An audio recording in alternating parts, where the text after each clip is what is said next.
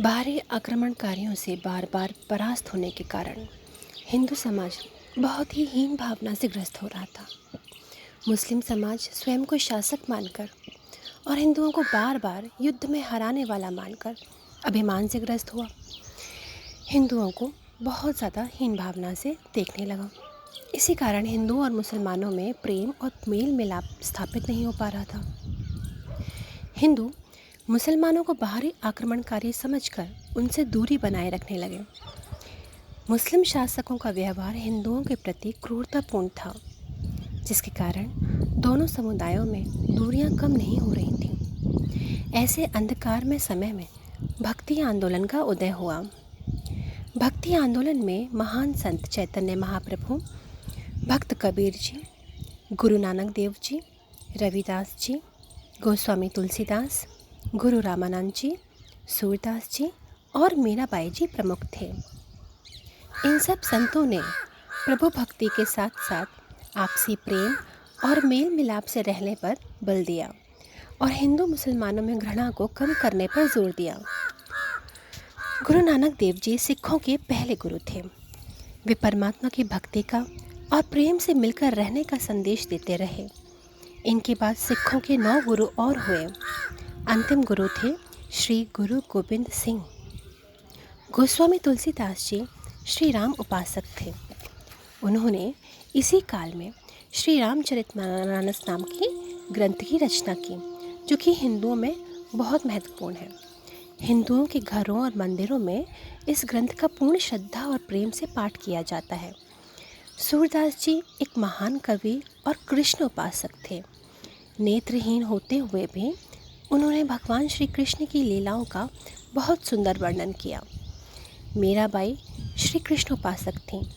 उसने श्री कृष्ण को अपना पति मान लिया था। मेवाड़ राज्य की रानी होने पर भी साधु संतों के बीच में वह भजन गाया करती थीं, नृत्य किया करती थीं। स्थानीय भाषा में लिखा हुआ उनका भजन बहुत प्रसिद्ध है। मेरे तो गिरधर गोपाल दूसरों न कोई, जाके सिरमौर मुकुट मेरा पति सोई। रविदास जी एक बहुत महान संत थे। उनकी प्रभु भक्ति दूर दूर तक प्रसिद्ध थी। उनका स्वच्छ, पवित्र और सादगीपूर्ण जीवन लोगों को नेक और सादा जीवन जीने की प्रेरणा देता था। मीराबाई इन्हीं की शिष्या थीं। गुरु रामानंद जी ऊंच नीच, छूत अछूत जैसी निकृष्ट भावनाओं से बहुत ज़्यादा ऊपर थे। उनके शिष्यों में भक्त कबीरदास और गुरु रविदास जी थे। अकबर के बाद उसका बेटा जहांगीर गद्दी पर बैठ गया। उस समय सिखों के 5वें गुरु अर्जुन देव जी थे। वे एक महान संत थे। इन्होंने गुरु ग्रंथ साहिब की सर्व सांझी पुस्तक का संपादन किया था। गुरु ग्रंथ साहिब में सिख गुरुओं की वाणी सहित अनेक संत महात्मा की वाणी दर्ज है। इसमें गुरु रविदास जी की वाणी सहित अनेक मुस्लिम संतों की वाणी भी दर्ज है।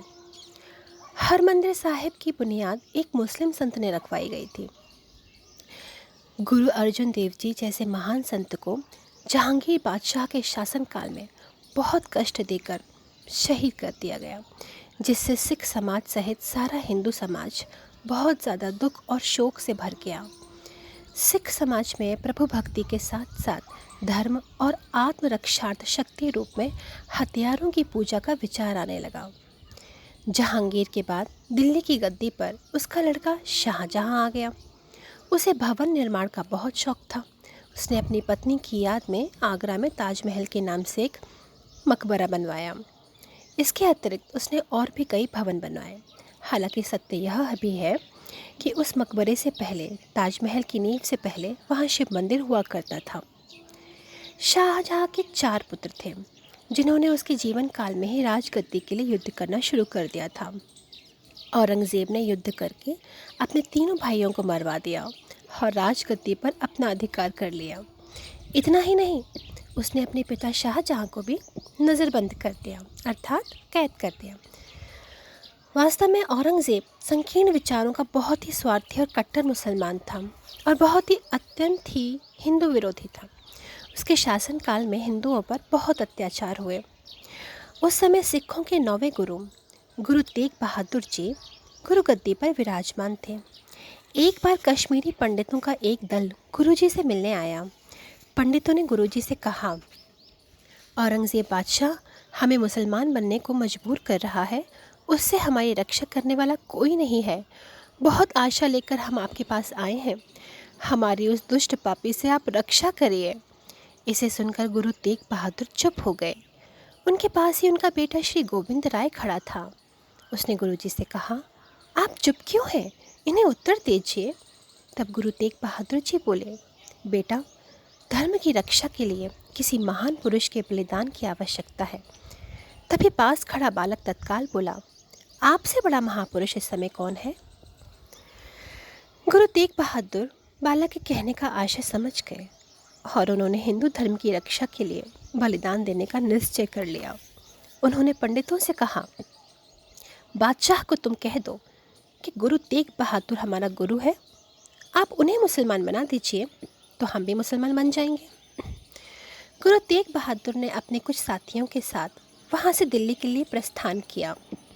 वे एक लंबे रास्ते से दिल्ली की ओर प्रचार करते हुए जा रहे थे। दिल्ली में औरंगज़ेब उनकी प्रतीक्षा कर रहा था। दिल्ली पहुंचने पर गुरु तेग बहादुर को मुसलमान बनने को कहा गया, लेकिन गुरुजी ने मुसलमान बनने से इनकार कर दिया।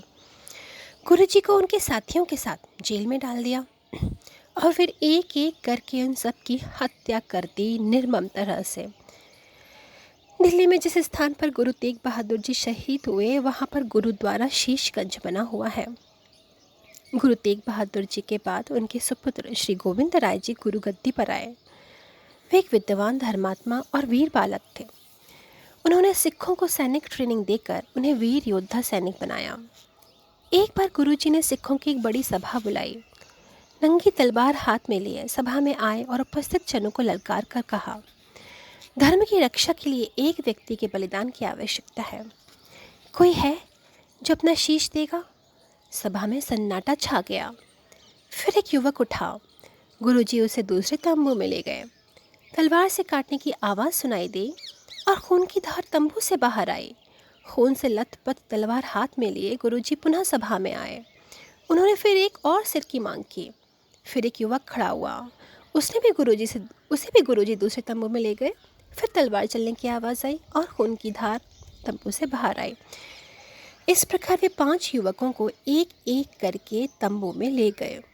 हर बार खून की धार बाहर निकली, परंतु बाद में सब जीवित बाहर आ गए, क्योंकि उनके स्थान पर कोई और ही जानवर काटा जा रहा था। इस प्रकार गुरुजी ने देश धर्म की खातिर मर मिटने के लिए 5 युवक तैयार किए। इन्हें पंच प्यारे कहा जाता है। यही 5 युवक भिन्न भिन्न जातियों से और भिन्न भिन्न राज्यों से थे। गुरुजी ने उन्हें अमृत पिलाया और उन सबको सिंह कहकर पुकारा। गुरु गोविंद राय तब गुरु गोविंद सिंह बन गए। उसी दिन गुरुजी ने खालसा पंथ की नींव रखी और उन्होंने सिखों को शस्त्र धारण करने का आदेश दिया। इस प्रकार सिखों की एक छोटी सी सेना तैयार की गई। गुरु गोविंद सिंह जी हिंदी और फारसी भाषा के विद्वान थे। धर्म की रक्षा के लिए उन्होंने अपने सारे परिवार का बलिदान कर दिया। उनके पिता गुरु तेग बहादुर जी को दिल्ली में शहीद कर दिया गया था। गुरु गोविंद सिंह जी के 4 पुत्र थे। उनके 2 बेटे मुगलों से लड़ते लड़ते शहीद हो गए। शेष बचे 2 अबूत बालकों को सरहिंद के नवाब ने बंदी बना लिया और उन्हें मुसलमान बनने के लिए बाध्य किया गया, परंतु वे वीर बालक नहीं माने। अतः उन्हें जीवित ही दीवार में चिनवा दिया गया। उन बच्चों की दादी जी और गुरु गोविंद सिंह जी की माता गुजरी यह सदमा सह न सकीं और उन्होंने भी अपने प्राण त्याग दिए। इस प्रकार गुरुजी का सारा परिवार धर्म और देश पर कुर्बान हो गया। गुरु गोविंद सिंह जी ने धर्म और देश के लिए अनेक लड़ाइयाँ लड़ी। आरंभ में उन्होंने सिखों की एक छोटी सी सेना बनाई। पहले उनका युद्ध पहाड़ी राजाओं से हुआ, जिसमें वे जीत गए। इसके बाद मुगलों से उनका युद्ध हुआ। मुगलों ने सिख सेना को कच्चे किले में घेर लिया। एक ओर मुगलों की विशाल सेना थी और दूसरी ओर मुट्ठी भर वीर सिख योद्धा। गुरुजी ने आज्ञा दी, किले के अंदर डटे रहो, लेकिन लड़ो नहीं। किले में राशन पानी खत्म हो रहा था। सिख सैनिक बेचैन हो रहे थे। उन्होंने गुरुजी से आज्ञा मांगी कि किले से बाहर निकलकर युद्ध किया जाए, परंतु गुरुजी नहीं माने।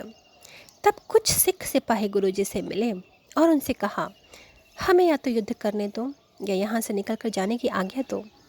गुरुजी ने कहा, ठीक है, बेदावा लिख कर दो।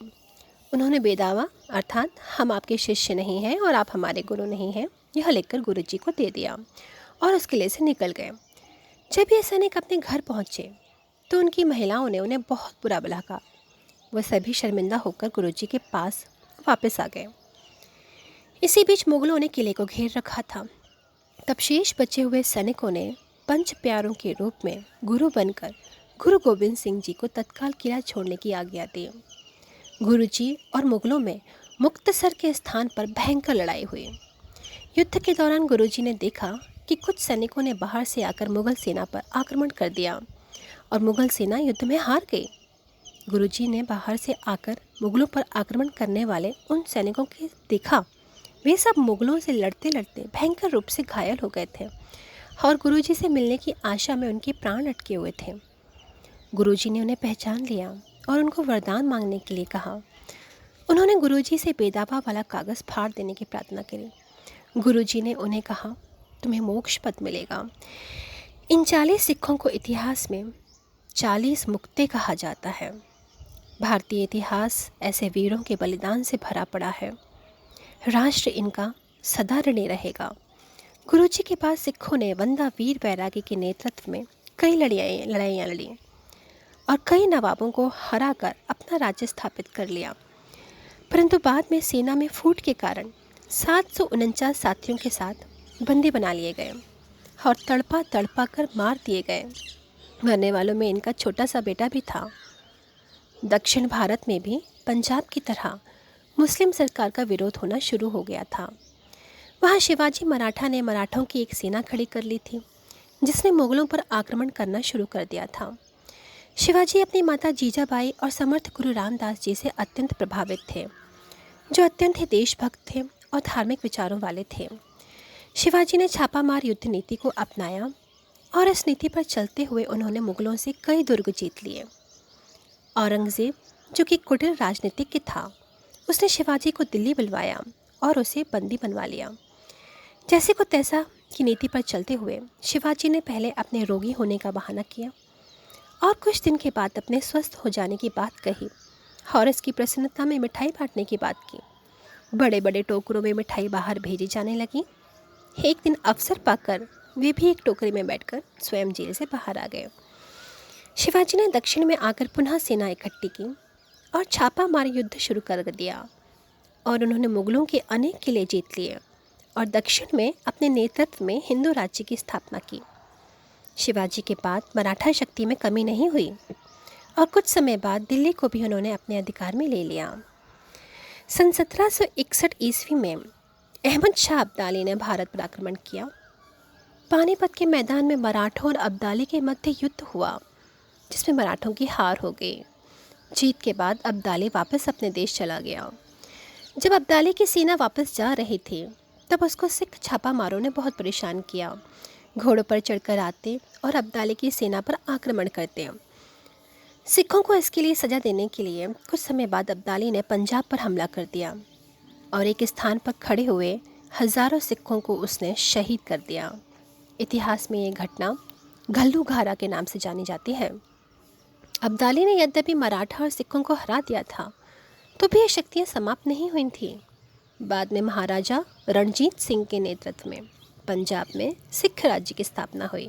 इसी प्रकार महाराष्ट्र में मराठों ने अपने कई राज्य स्थापित कर लिए और अब मुगल साम्राज्य का अंत हो चुका था।